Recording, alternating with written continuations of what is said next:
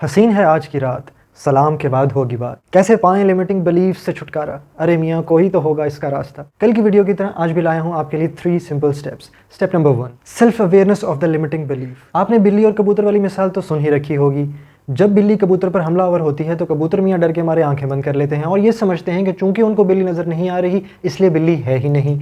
बिल्ली सुकून से कबूतर को हजम कर जाती है और कबूतर मियाँ कलमा पढ़कर शहीद हो जाते हैं। आइए हम खुद को और लिमिटिंग बिलीफ्स को इस मिसाल से समझने की कोशिश करते हैं। इस सिनेरियो में कबूतर हम और लिमिटिंग बिलीफ्स बिल्ली हैं। देखिए, अगर आप अपने लिमिटिंग बिलीफ्स से खुद अवेयर नहीं हैं तो ये बिल्ली लिमिटिंग बिलीफ्स आपकी लाइफ में डिस्टर्बेंस क्रिएट करते रहेंगे and there is a greater possibility कि ये आपकी लाइफ में सक्सेस के चांसेस को कम कर दें। Step number 2, counter the limiting beliefs on the basis of facts. इसको समझने के लिए हम एक एग्जांपल लेते हैं, जैसा कि लोग तो होते ही सारे धोखेबाज हैं। हम इमोशंस की बेस पर इस नेगेटिव बिलीफ को काउंटर नहीं कर सकते, क्योंकि इस बिलीफ को सुनने के बाद या सोचने के बाद आपके अंदर किस तरह के इमोशंस ट्रिगर होते हैं। या तो आप मायूसी फील करते हैं या फिर नफरत। इन नेगेटिव इमोशंस की वजह से आप कभी भी इस बिलीफ के नेगेटिव साइकोलॉजिकल जोन से बाहर नहीं आ सकते। इसीलिए ये ज़रूरी है कि नेगेटिव बिलीफ्स को हमेशा फैक्ट से ही काउंटर किया जाए। अब ज़रा फैक्ट्स को देखते हैं। आप और मैं दोनों ये बात अच्छे से जानते हैं कि इसी मुआशरे में हमें ऐसे लोग मिलते हैं जो हमारे साथ इंतहाई अच्छे अखलाक से पेश आते हैं और हमें कई धोखों से बचा लेते हैं और बगैर किसी मकसद के हमारे खैर ख्वाह होते हैं और हमारे साथ मुखलिस रहते हैं। Step number 3, replace the limiting belief with a new belief.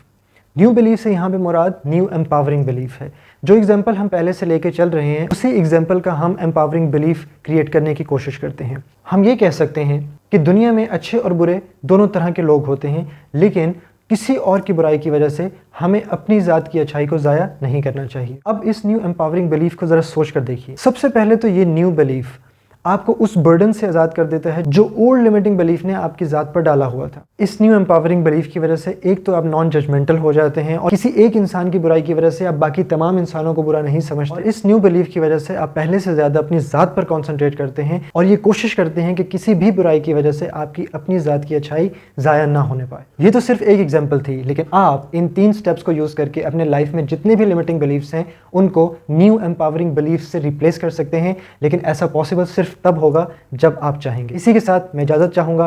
अपना बहुत सा ख्याल रखें। अल्लाह हाफ़िज़।